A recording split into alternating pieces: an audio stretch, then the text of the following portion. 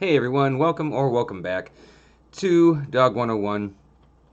Full disclaimer, as always, I'm not an expert.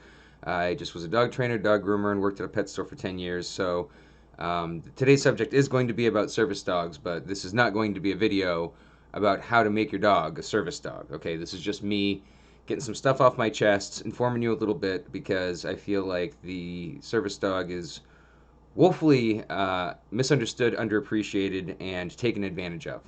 And I don't like it.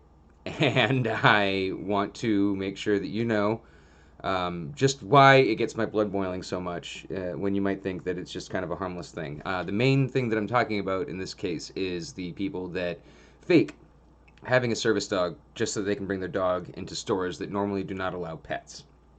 And this is taking advantage of rules that are in place for a very good reason, okay? So, service dogs perform functions that can often be life saving.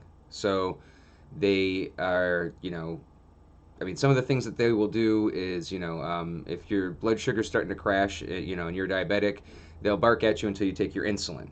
It's something that you might not notice is happening in the moment, and it actually can cause, enough disorientation to say if you are driving a car, you will act as though somebody with a high level of alcohol in their system.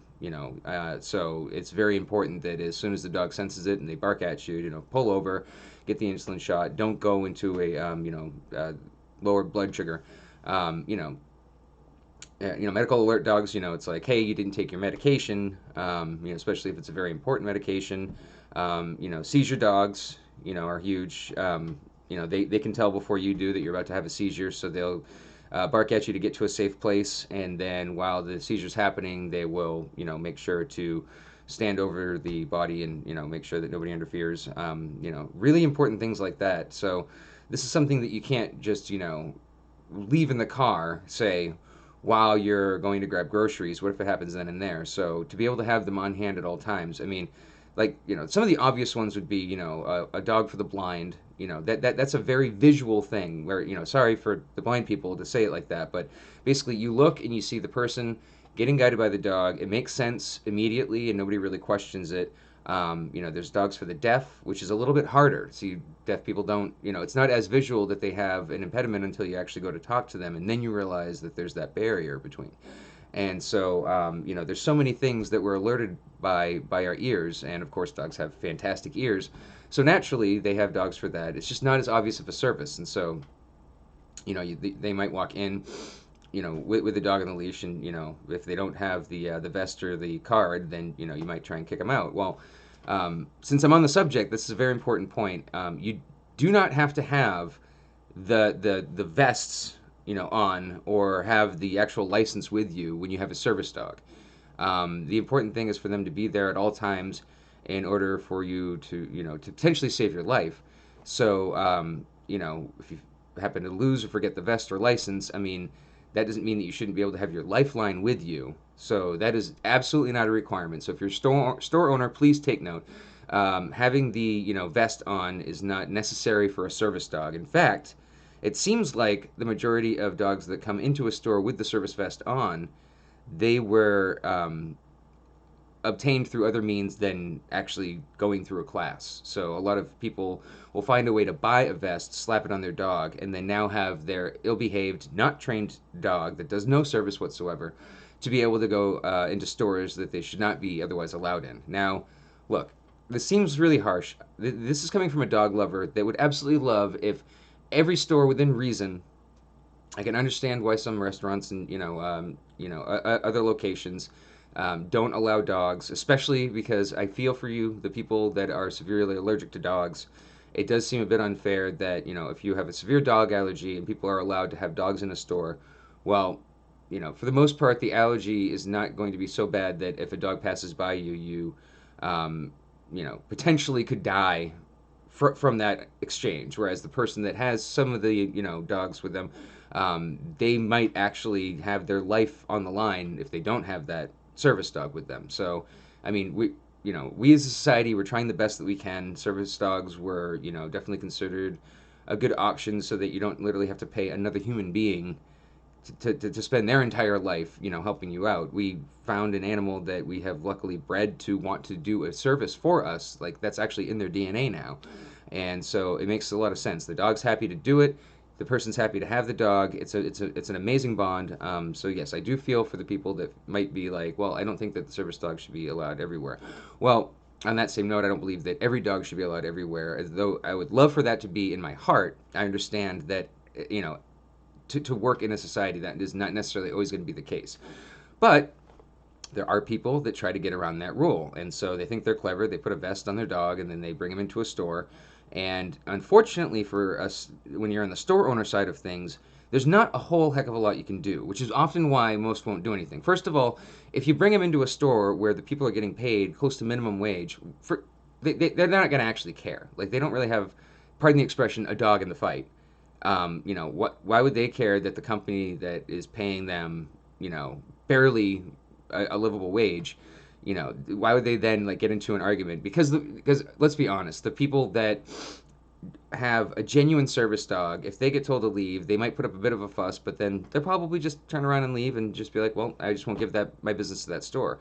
Whereas the ones that do have the fake one, and even if you're somebody who's well knowledged in this and you know for a fact that they're fake, they're going to put up the most fight, and you really don't have much of a leg to stand on, because for legal reasons, the only thing you can ask for, if you work for or own a store and the person comes in with a dog, the only two things you're legally allowed to ask are, is that a service dog?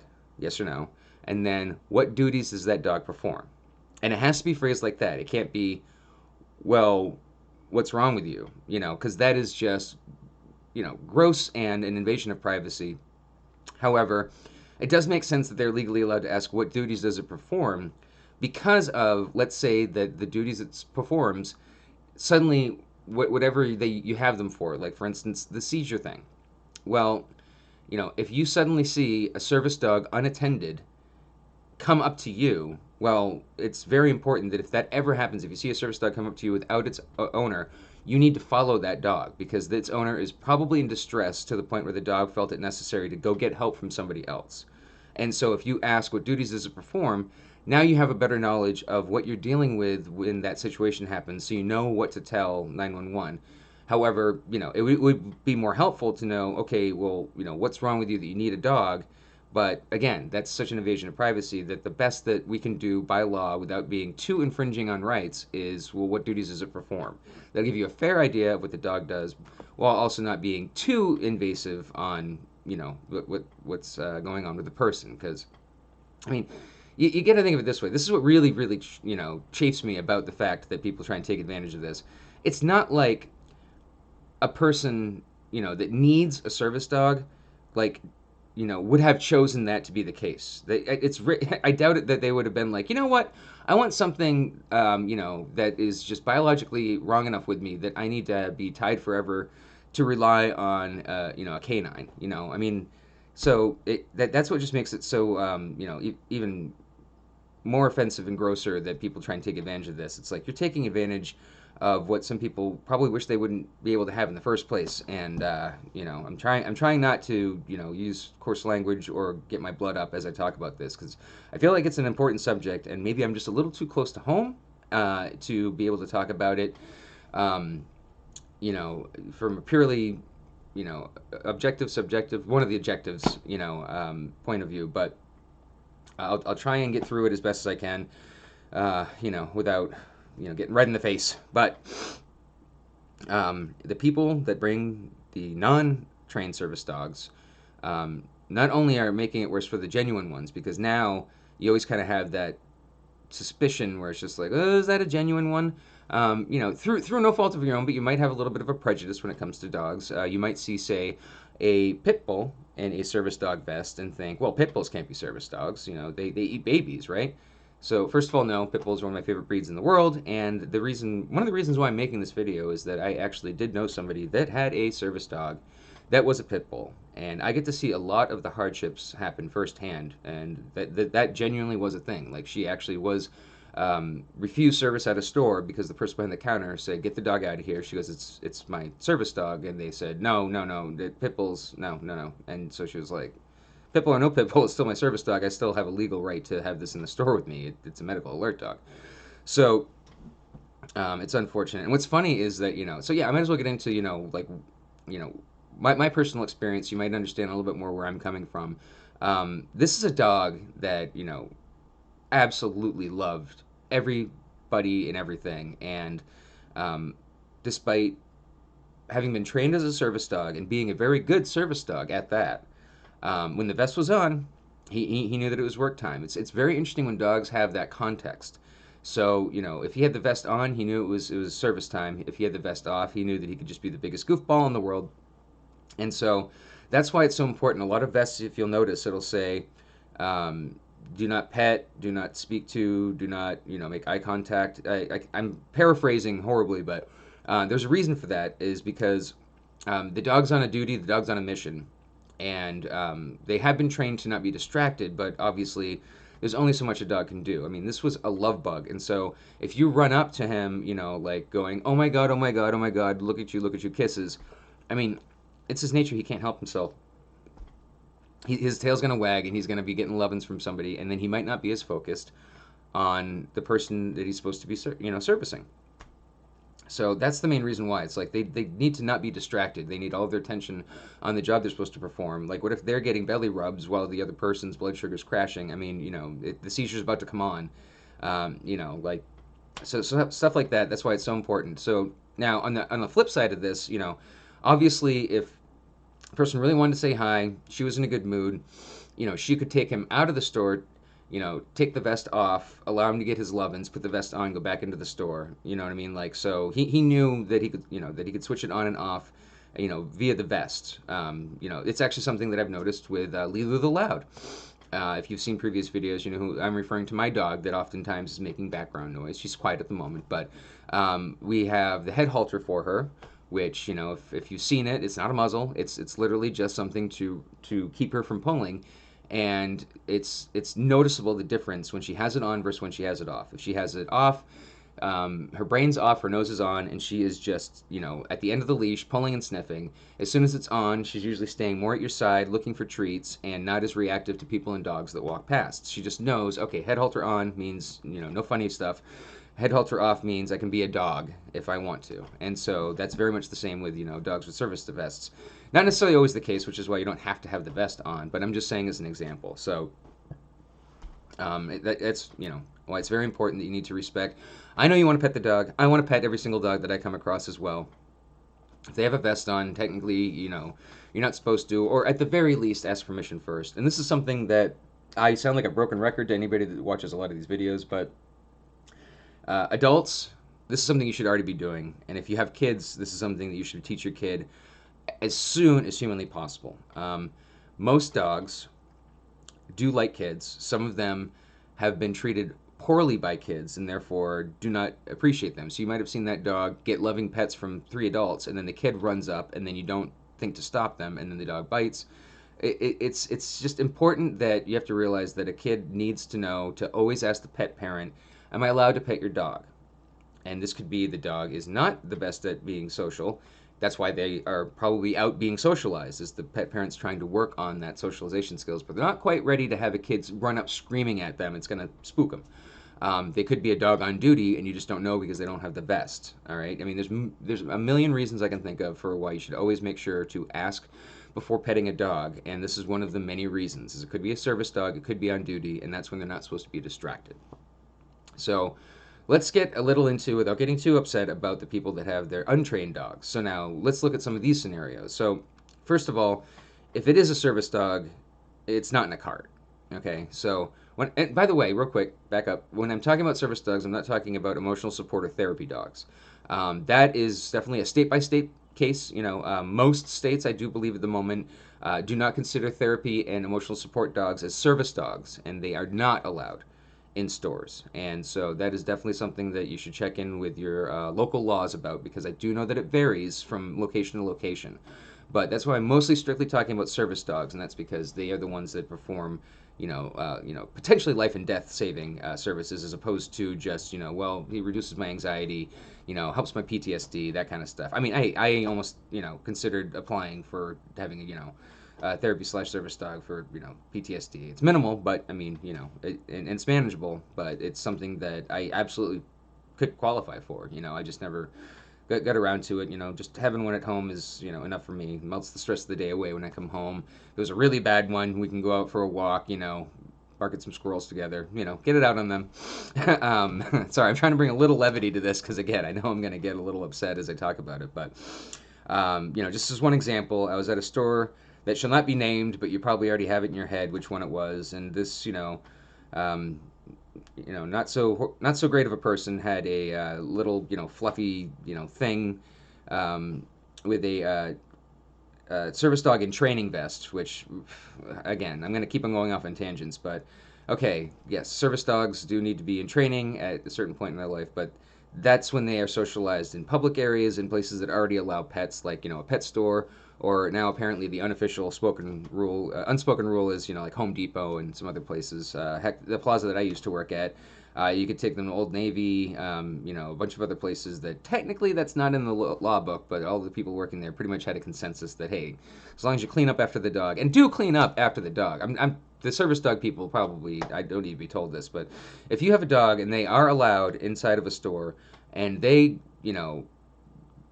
pee or poop on something, and you don't clean it up and you just let the employee do it, I mean, you're not as garbage of a person as somebody trying to do the stolen valor thing of putting a vest on a dog that hasn't been trained. Sorry, I'm a vet. The whole stolen valor thing is something that infuriates me. But this is kind of similar. You're putting on a uniform on somebody that didn't serve, and you're trying to get them rights that they haven't actually earned. So the one particular example I'm thinking of is it was a little fluff thing with a service dog vest on it that was horribly socialized, and so anytime somebody got close to the cart, the dog would try as best as it could to snap at them. So I actually saw the dog's head come within 2 inches of a child's ear. And what was the most infuriating about this is that not only wasn't the dog owner paying enough attention to notice that this almost happened, but the parents weren't paying enough attention to notice that this almost happened to their kid. So 2 more inches closer, and the kid would have a ripped off ear. The dog would be getting put down, most likely, because I'm not sure if you're familiar with dog bites, but if they're not licensed, they are put down immediately. So license your dog. But if they are licensed, and this is the first incident, they are quarantined for 2 weeks, and that is their one get out of jail free card.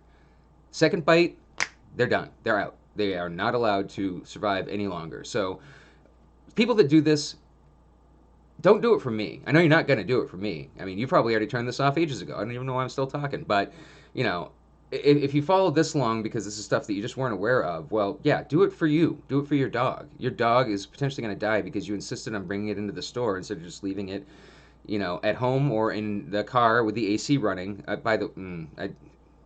Different tangent. But yeah, people that leave their dogs in the car with just a cracked window, no, that's not how it works. Dogs run much harder than us. I don't know if how long you've sat in a car with just a window cracked and seen how quickly it warms up, but I mean, that's just cruel and unusual. If you absolutely need to take the dog out and it's either, really cold or really hot outside, windows all the way up, AC on blast, and, maybe even some sticky notes in the windows explaining that, because people will just assume that you didn't, especially if it's a really quiet running car. They might break the window to get to the dog anyway without first realizing that, oh, the dog's actually comfortable. But as best as you can, just if the dog's going to have to stay in the car at any length of time, it maybe should have just been left at home. That's just what it is. So I digress. Yeah, so this dog that is not a trained service dog could potentially cause trouble for, the store, because it happened in there. And then if it came to light that it wasn't a service dog, the employees are going to get questioned. The store's going to be, sued. The pet parent's going to be sued. There's so many things that could go wrong. But let's say you have an actual service dog, and then somebody else brings in their non-service dog, and an altercation happens. This could potentially undo all of the training of the service dog. That could actually, traumatize them enough to the point where it might take years for them to get back into being able to perform their service dog duties appropriately. And especially if it's a life-saving type of service, this is not something that a person can just, oh, well, I guess I have to retrain you for a few years in order to, get you back up to snuff in order to save my life. The damage that you do could be irreversible.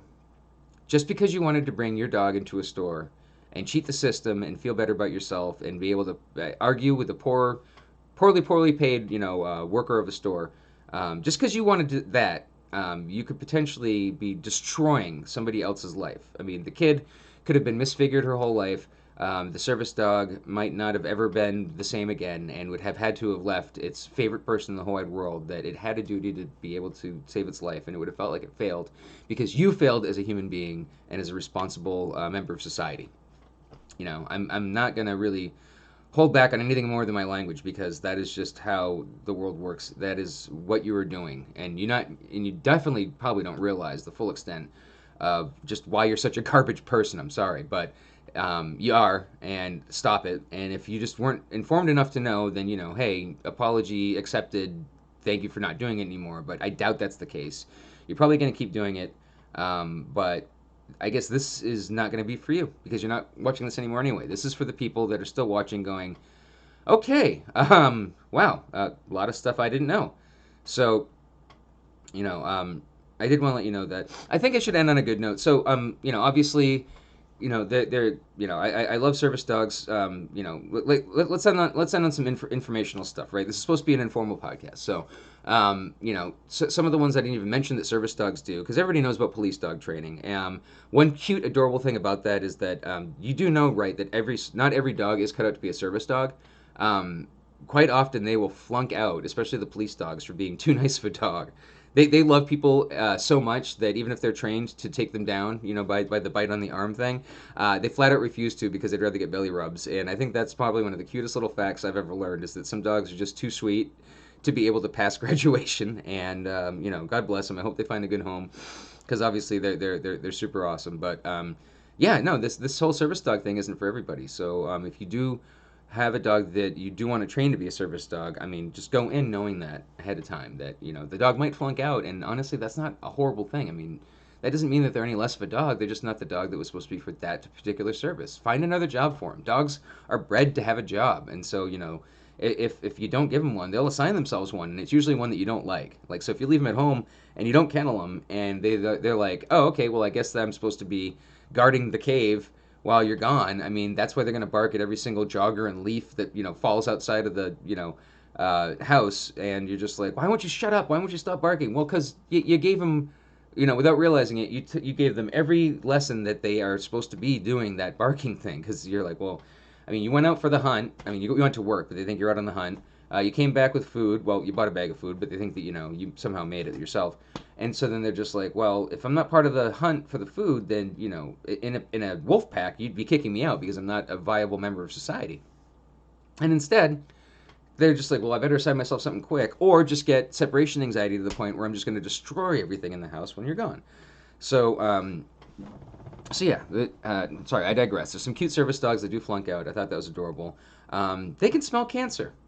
How cool is that? Dogs have such a sense of smell that they can actually smell if there's something wrong enough with you on a biological level that you're completely asymptomatic, and you would not have actually been able to realize this unless you get some extensive x-rays from a doctor, or a dog with a sniffer could have told you already. I mean, you knew that they smelled drugs, but I don't know if you, and the insulin one might have been a surprise, the low blood sugar thing, but smelling cancer on somebody, I mean, that's just incredible. So, dogs are amazing. And the fact that they can do this and want to do this for us, I mean, I know that it isn't like we're just blessed that, like that they were just put on this earth for us. I mean, we kind of, in a way, we're a contributing factor to them being that way. But that's, again, why I feel such responsibility to dogs and, help out a shelter, foster, adopt a dog, all that stuff, because, they would still be wolves if we hadn't intervened. And we have, and now we've made a variety from Chihuahua to Great Dane. And that's all because of us. So I feel like that we as humans, I know that wasn't you specifically, but, I just feel that humanity as a general rule, do have a big responsibility to these dogs. And yeah, if you are curious about getting service dog training, I know very little on the whole aspect of that. I do know that you have to go through a course. One thing that I do know from my experience being a dog trainer is that many programs do require a dog to pass a Akc Cgc test before they go through. That was a lot of letters I just threw at you. Let's go back. It's the American Kennel Club Canine Good Citizen test, and it's not just one test. It's one of 10. So it's 10 tests that are all kind of lumped into one. And luckily for this, it's relatively inexpensive. So you should be able to pay between 100 to 200 for the actual class if you want to, or if you just researched it on your own.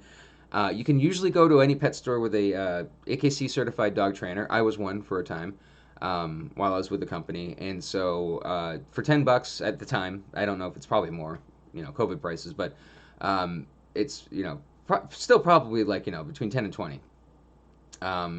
You can go there and get assessed. You just have to call ahead of time because you do need a reaction dog. So, yeah, let's get into it. I'm not gonna be able to tell you all 10 of the tests. You can look it up real quick, but just let's see how bad my brain is softened through lack of use when it comes to that. So, reaction to another dog. So they need to be able to pass by another dog, not go to the end of the leash, bark furiously, that kind of stuff. So.